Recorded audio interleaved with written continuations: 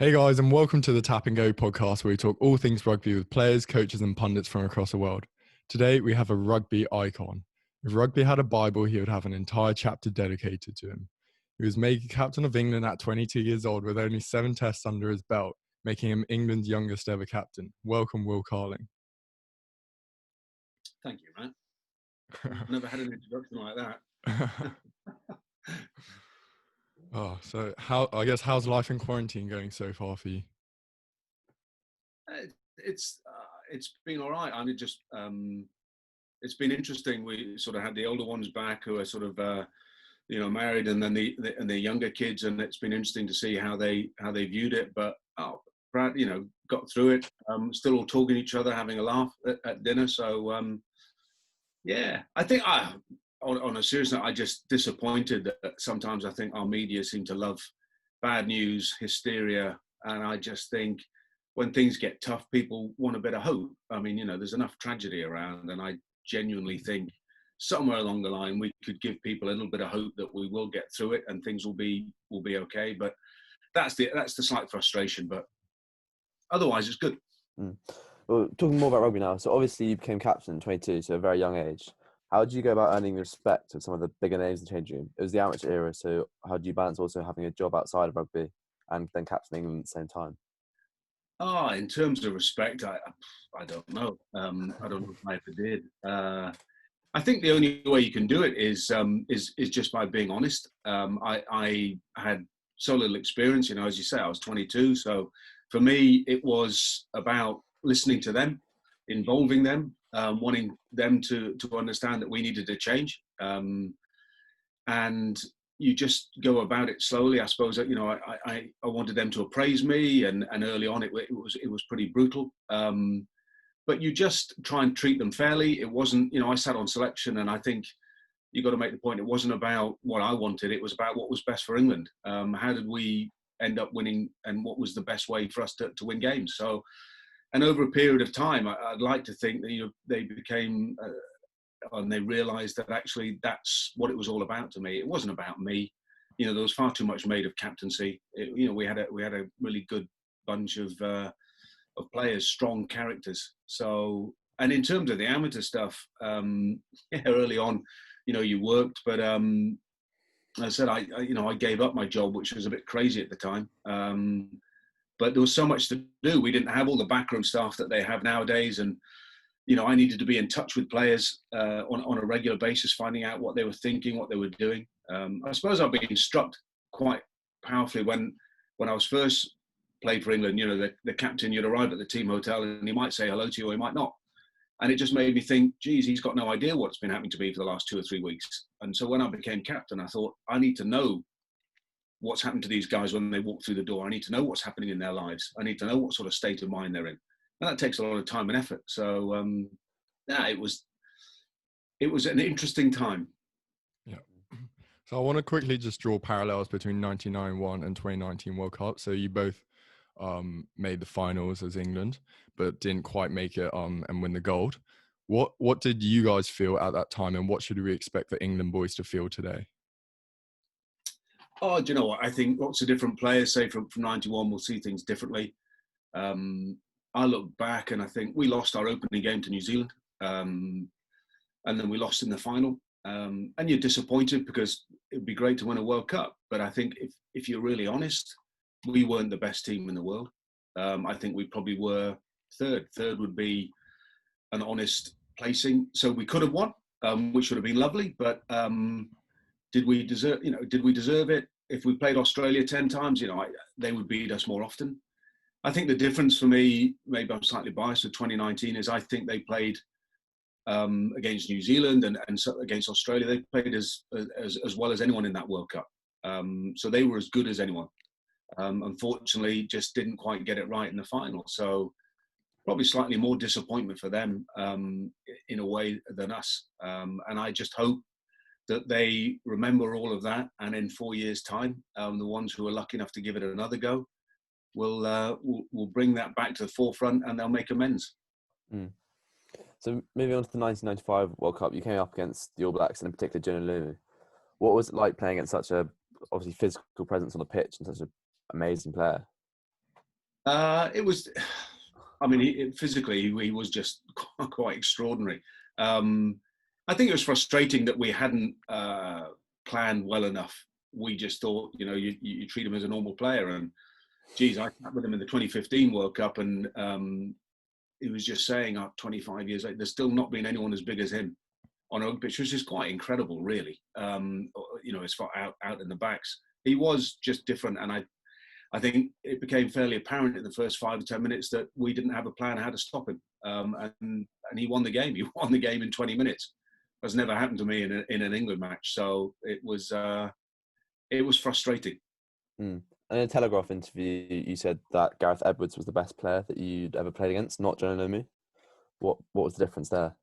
Oh no, I didn't. Luckily, I didn't actually play against Gareth Edwards. But it's like I think he would be. I would rate him as the best player. I think he had skill. He had a sort of vision, anticipation. He had all the bits. I mean, Jonah was physically quite extraordinary. I'm not sure you would say his skills, in terms of, say, his handling. Gareth could kick off both feet, pass beautifully off both hands. He had everything. And I think Jonah, part of it was just he was the most incredible physical specimen that's been out on the wing. But I'm not sure you would put his skill level, his anticipation, his reading of a game wouldn't be quite the same as Gareth. So that's where I just think Gareth Edwards could play in any generation and he would still be outstanding. I'm quite interested, I guess, in that 95 World Cup. So there's obviously the movie Invictus and so on. When you were in South Africa, did you get a sense that an entire nation was backing the Springboks? And did you get a sense that some change was happening? No, you didn't until the final.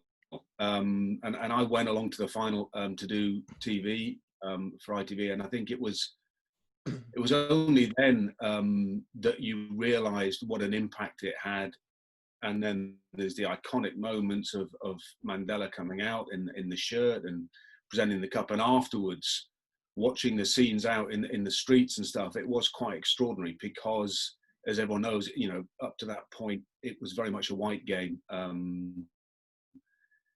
But they had Chester had played, and Mandela had sort of endorsed it, and I think it was an incredible night.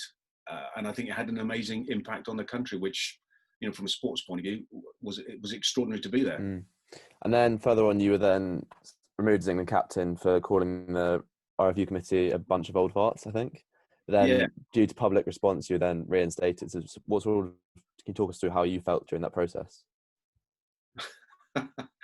Well, it was only I was sacked on a Friday night. So it was a TV interview with a guy called Greg Dyke, who ended up being in charge of the BBC. And he basically stitched me up by leaving his microphone on when I walked past the camera and said, what happens if it goes professional? And I came out with a line, said, you don't need 57 old farts. Then they obviously used that in the programme, and I got sacked. I spoke to the president. He said, you're no longer England captain. So that was Friday night.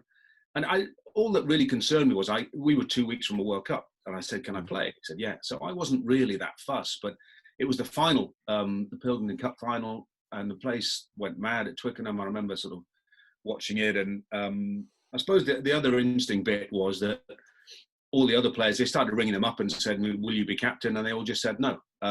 So then it was on Sunday, I think I got told if you could apologise again to him, they'll make you captain again. And I was like, right. So I went along to a press conference. I think the best bit, there was a guy, Martin Bayfield, who used to play for England as well, 6'10", funny guy. And we turned up because we were training, and he got out of his car at the same time as me. He said, is it true that you're captain again? I said, well, apparently. He said, geez, he said, so depressing. It's just so depressing. He just wandered off. And it was just, I think Take That had just split up as well. He said, I don't know if I can deal with it. Take That splitting up on the same day that you've been reinstated. He said, it's too much. But so it was just a bizarre weekend. But yeah, it just showed how bad the relationships were between the players and the committee. And that was the whole bit and the game went professional a few months after that. So I guess for people who casually watch rugby, one of the more iconic parts of it is the haka done by New Zealand. Would you say, so when you come up against it. Would you say it sort of gave New Zealand an unfair advantage? Do you think it should be removed, or what are your thoughts on it?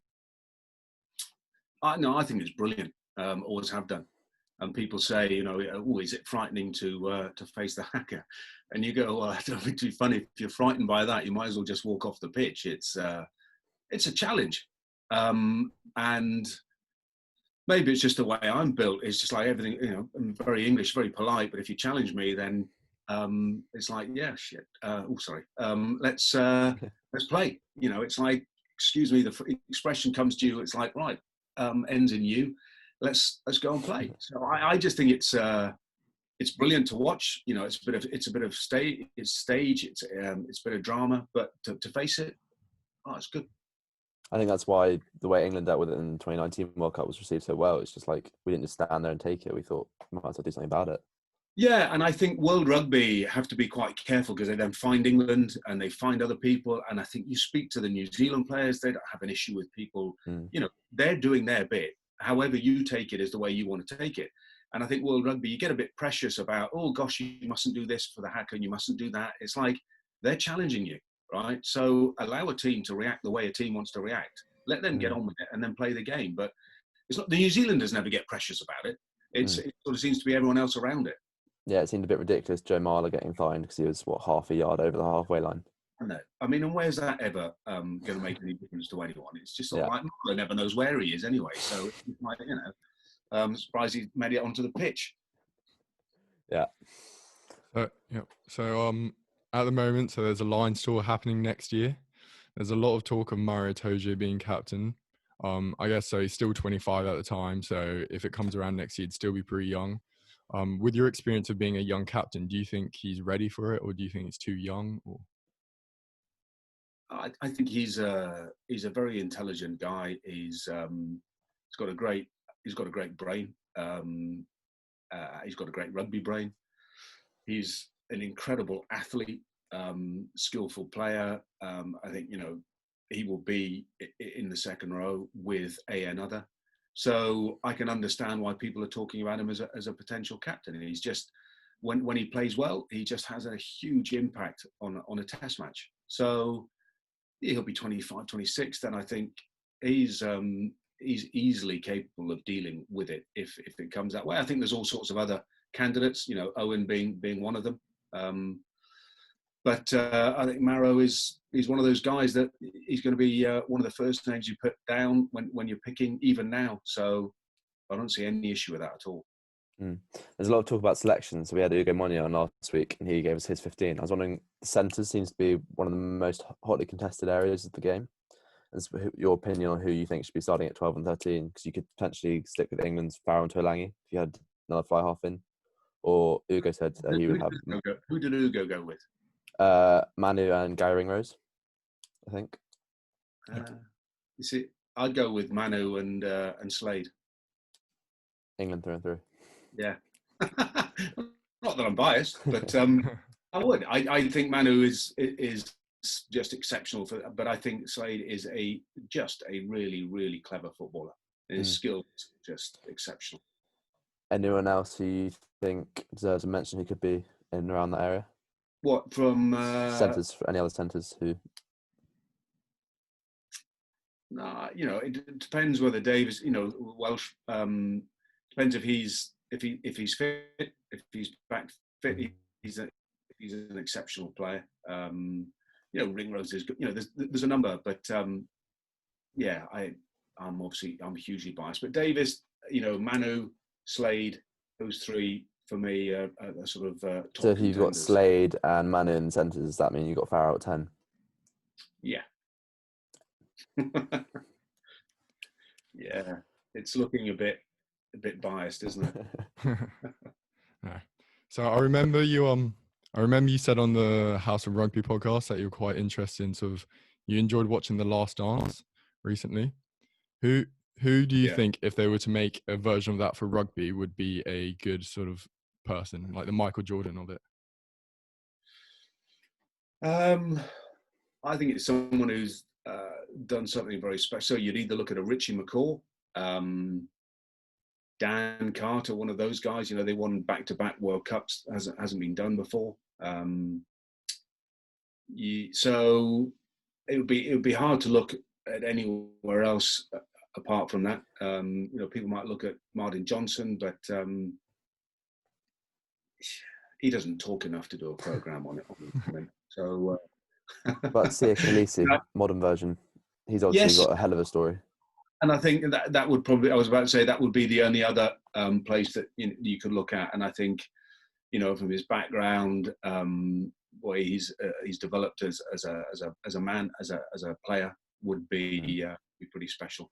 So I think him or Richie McCaw. That'd be a hell of a show. Yeah, yeah, get a lot of views. And so talking about going back to captaincy again. So who's the best captain World Rugby at the moment? Would you say? I don't know, and I think it's almost impossible. You think we all look from the outside, and you just don't know. It's not just about the results. So people would, if that's it, then it's South Africa. It's Sia, isn't it? You think he's the best, but we don't know. We don't know what happens within a team. You don't know in terms of New Zealand. You don't know in terms of Owen, Alan Wynne-Jones. There's all sorts of Stuart Hogg, captains out there. But I think that's the hardest bit: is captaincy just about the results, or is it about what you've achieved in terms of the players and how they've developed? So I think it's an incredibly hard one to answer. I think there are some great captains, there always are, but I think that the truth is, it's only members of teams who really understand how good they are. And I think that's the bit that I look back and not putting myself in those leagues, that you think you're judged by stuff that is out there on the pitch. You're not judged by the stuff that really matters.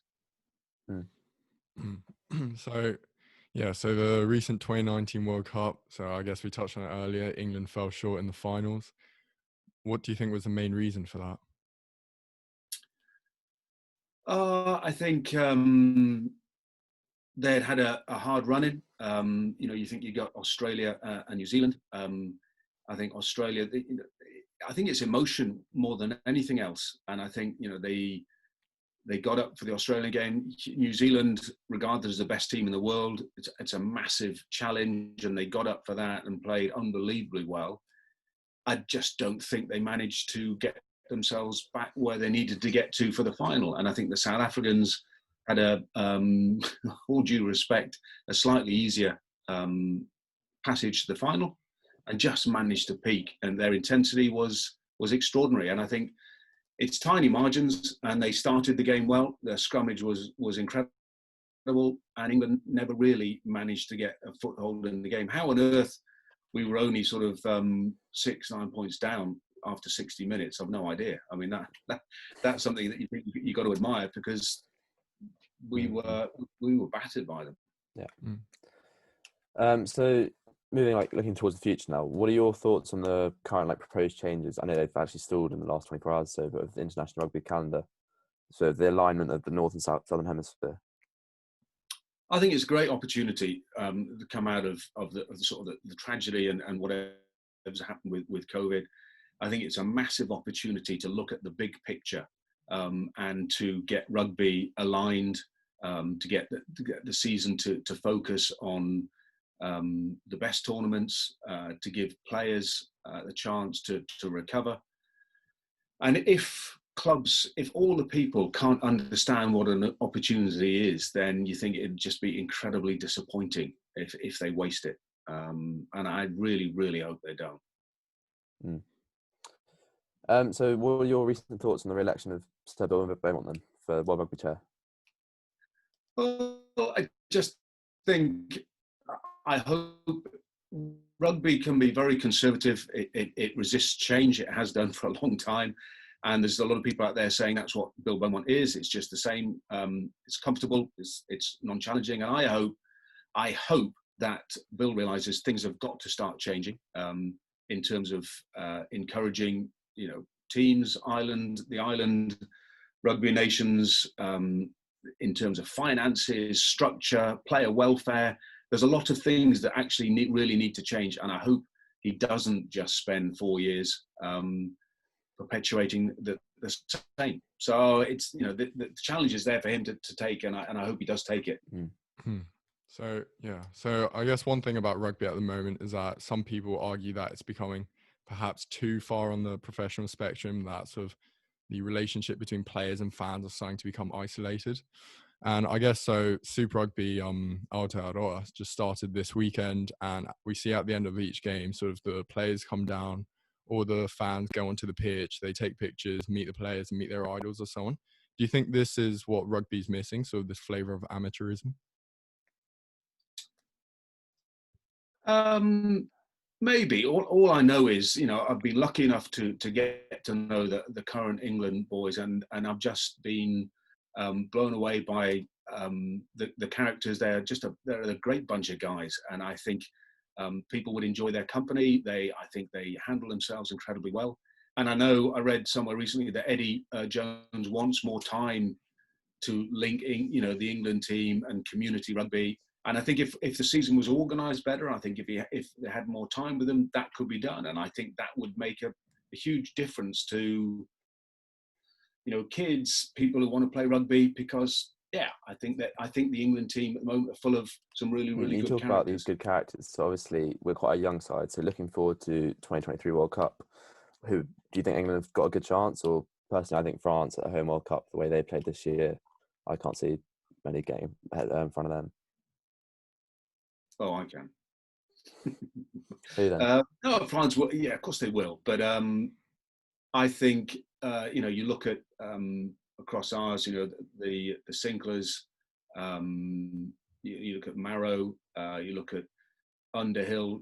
Curry. You think some of these young guys. I mean, Slade's still young. Anthony Watson is extraordinary. Johnny May Owen will still be around. A lot of them will still be around. There's probably 3 or 4 who definitely won't be. But there's a lot of experience, and I hope that there's a lot of experience from last year which they want to put right. So I think France have some real talent, but then New Zealand, South Africa, it's going to be interesting. But I think we are going to be there or thereabouts for sure. So you mentioned Carl Sinclair, and I guess he's talk of the town in terms of props. How much of an impact did that have on the team when he left the field a couple minutes in the final? It's hard to say, isn't it? But it's just, that's one of the things that happens in a game of rugby, and you've got to be ready for it. I think a little bit more than that. Just I think our set piece, they really focused on their set piece, especially their scrum, and it was outstanding. And we were probably just a few percentages off, and it made all the difference. So him going off certainly didn't help us. But being honest, him staying on, I think the way that they were scrummaging, yeah. But then what the hell do I know about scrummaging? Little. Are there any sort of main candidates that you think could be the England coach after Eddie, after he leaves? Like Ben Ryan is one that some people are talking about. Yeah, I think it's a big ask to go from Sevens, but I'm sure he's a talented boy that he could. I'm biased. I think Dean Richards is a great character, and is a very, very shrewd judge of a rugby player and a man. So I've always been a big fan of him. But you've got Baxter, Exeter, and you think so McCall. So I think there's a few around that I'd like to think we go back to an English coach. I think Eddie has been outstanding. And he's a highly intelligent, progressive coach, and I think lots of people have learned a huge amount. But yeah, I think we have English coaches who are capable of taking it on for sure. I think we're drawing to an end now. But one thing which we've asked at the end of every single one of our podcasts is we've asked our guests their highlight of their career, their favourite moment, which they wouldn't trade for anything. I was wondering what yours was. I think for me it was, and I mentioned it in the other podcast, was after my last game as captain was being taken out by Jerry Guscott into a pub, and all the old guys had come down for a beer, and the Winterbottoms, Teagues, Dooley's, guys who were my heroes who had looked after me, and they were all there. And I think for me that was just a massive moment of just wow. It's just it was a gesture that just, made me sort of think I must have done okay, because for me rugby, and everyone's different. The real goal for rugby has nothing to do with the crowd. They don't know you. I sort of said that it's not about the media. It's not about the crowd. It was about your teammates. And I think for me, it was always about wanting to earn their respect and being okay and never wanting to let them down. And I suppose when you walk into a pub and you see they've showed up, you just think, okay, hopefully that means I earned their respect. And for me, that was the most important thing. That's a great story. Well, I think that's just about all we've got time for, but just a massive thank you, Will, for giving on that. Pleasure. Yeah, thank you very much. Thank you so much. It was a pleasure. And then thank you everyone else for listening, and we'll see you next week with our next special guest. Thanks, guys. Come on!